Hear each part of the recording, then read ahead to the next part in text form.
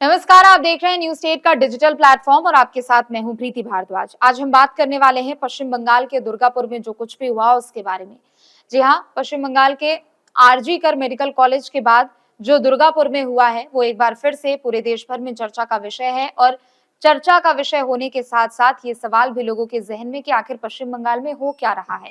महिलाओं की सुरक्षा को लेकर वहां की सरकार आखिर क्या कर रही है और आए दिन महिलाओं के साथ जो अपराध यहाँ पर हो रहे हैं आखिर उस पर लगाम कब लगेगी या फिर उसके खिलाफ किस तरीके से कार्रवाई की जाएगी।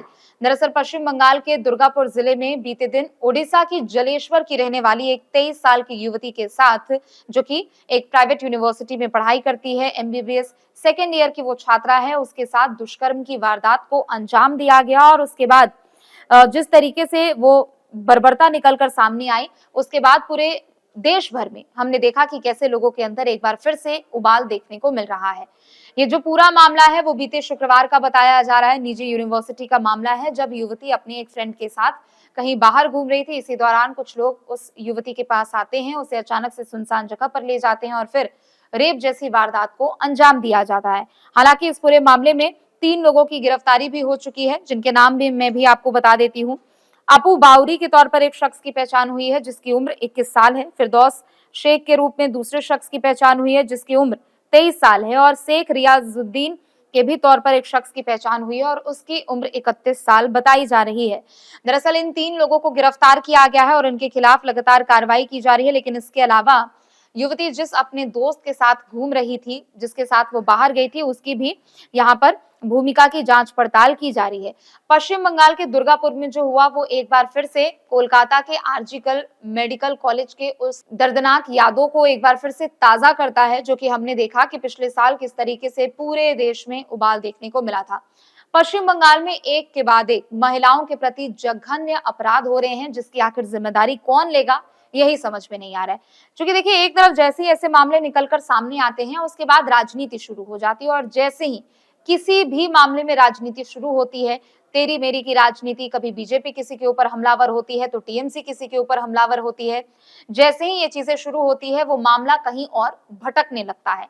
लेकिन दुर्गापुर में जो हुआ और कोलकाता के आरजी कर मेडिकल कॉलेज के बाद दुर्गापुर में जो कुछ भी हुआ वो एक बार फिर से सवालिया निशान खड़े करता है कि जिस राज्य में एक महिला मुख्यमंत्री है, आखिर उस राज्य में आए दिन महिलाओं के साथ ऐसी बर्बरताओं को, ऐसे जघन्य अपराधों को क्यों अंजाम दिया जा रहा है और कैसे अंजाम दिया जा रहा है और आखिर इस पर रोकथाम कैसे लगेगी, ऐसे मामलों को कैसे रोका जाएगा, ज्यादा से ज्यादा महिलाओं के सुरक्षा को लेकर क्या कदम यहाँ पर उठाए जाने चाहिए, इसे लेकर सवाल खड़े हो चुके हैं। लेकिन इस पूरे मामले की अगर बात करें तो जो पीड़ित युवती है उसके पिता की भी ओर से दरअसल यहाँ पर एक तहरीर भी दी गई है और उसी के आधार पर पूरी कार्रवाई भी की जा रही है।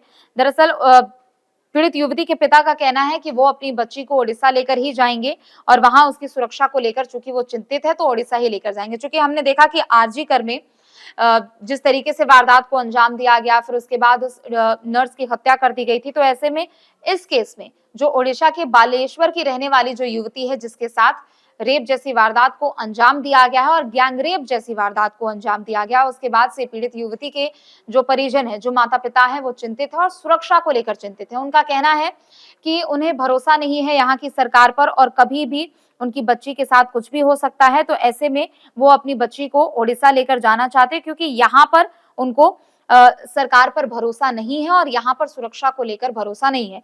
पिता की ओर से कहा गया है कि ओडिशा प्रशासन की ओर से हमसे संपर्क किया गया और हमारी हर तरह से यहाँ पर मदद की जा रही है। ऐसे में वो पश्चिम बंगाल में नहीं रहना चाहते हैं। उन्होंने खुद कहा कि वहां के जो मुख्यमंत्री है मोहन चरण मांझी, उन्होंने खुद उनसे फोन पर बातचीत की है और हर एक संभव मदद का प्रयास यहाँ पर करने का उनकी ओर से आश्वासन दिया गया है। और खुद ही उन्होंने बताया कि ओडिशा के ही एक दरअसल कॉलेज में उस महिला के दरअसल उस युवती के एडमिशन को लेकर बात यहाँ पर की गई है। क्योंकि देखिए, इस पूरे प्रकरण को अगर देखा जाए तो पश्चिम बंगाल में जो आए दिन यहाँ पर अपराध को अंजाम दिए जा रहे हैं, जो कि उस राज्य में जहाँ पर खुद एक महिला मुख्यमंत्री है, तो ऐसे में जितने भी अपराध होते हैं, जो महिलाओं के खिलाफ जितने भी संगीन वारदातों को, अपराधों को अंजाम दिया जाता है, उसकी सेंसिटिविटी पर सवाल उठाते हैं कि जब प्रदेश में एक फीमेल सीएम है तब भी ऐसी वारदातों को अंजाम दिया जा रहा है। और बावजूद इसके अगर देखा जाए तो यहाँ पर बीते दिन जो ममता बनर्जी की ओर से बयान दिया गया वो इस पूरे मामले को और भी ज्यादा यहाँ पर खराब करने जैसा है। पश्चिम बंगाल की जो मुख्यमंत्री है ममता बनर्जी, उनकी ओर से कहा गया कि महिलाएं रात को बाहर ना निकले, और ये बयान जो दरअसल उनकी ओर से दिया गया, इस बयान के बाद से अब एक बार फिर से इस पर लोगों का आक्रोश देखने को मिल रहा है।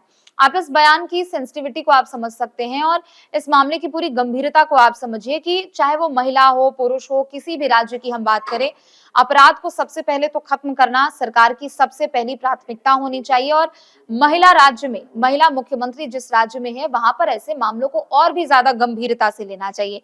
लेकिन बावजूद इसके ममता बनर्जी की ओर से ये कहा जाना कि महिलाओं को घर से बाहर रात को नहीं निकलना चाहिए, वो कहीं ना कहीं एक संकीर्ण सोच को दिखाती है। आप समझिए कि दुनिया कहां से कहां जा रही है। क्या कोई महिला दिन भर चारदीवारी में रह सकती है? जी नहीं, सभी को पढ़ना है, सभी को आगे बढ़ना है। लेकिन जो बयान एक सीएम होने के नाते उनकी ओर से दिया गया है, वो कहीं ना कहीं उनकी उस इनसेंसिटिविटी को दिखाता है जो कि इस मामले के प्रति वो दिखाती हुई नजर आ रही है।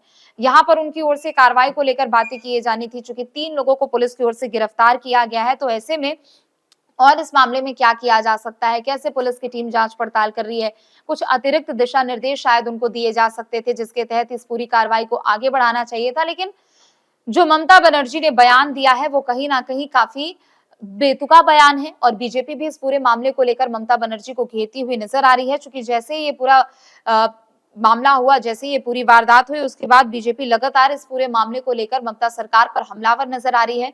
तो दूसरी तरफ सीएम की तरफ से इस तरीके का जो बयान सामने आया है, वो कहीं ना कहीं इस पूरे मामले की, इस पूरे घटना की गंभीरता को लेकर सवाल खड़े करता है। फिलहाल के लिए बस इतना ही। आप देखते रहे न्यूज़ स्टेट। नमस्कार। जहां भक्ति है हर शब्द में, कथाओं में छिपे हैं दिव्य रहस्य, और ज्योतिष देता है जीवन को दिशा। धर्म से जुड़ी हर बातों को जानने के लिए हमारे चैनल स्तुति को सब्सक्राइब करें। चैनल पर जाने के लिए इस लिंक पर क्लिक करें।